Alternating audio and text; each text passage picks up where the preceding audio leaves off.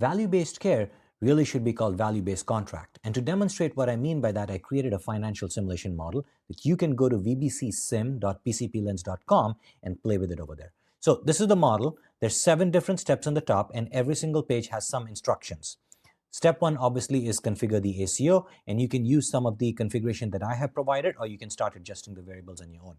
So once you adjust the variables, the next step obviously is to see the opportunity on how much the primary care physicians and the ACO can make under a value-based care contract. Once you see the opportunity, after that, reality sets in because an ACO cannot exist on its own, and you need infrastructure funding. So you have to select what kind of infrastructure funding and how much that's going to cost.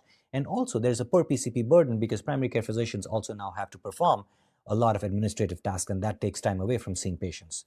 And so then you go to the next step, and then because all of these costs are involved, you need to choose a funder. And there are 4 different funders that I have used in this model: bank loan, hospital, payer, PMPM, and private equity, and they all have different trade-offs. So for this, we'll just use bank loan. And again, when you select a funder, you have a few different sliders or variables that you can adjust based on the funding model. And then you see the outcomes. And I have modeled 3 different outcomes: a total cost of care miss, quality miss, and a hit target, to show what happens when the 3 different outcomes for the ACO.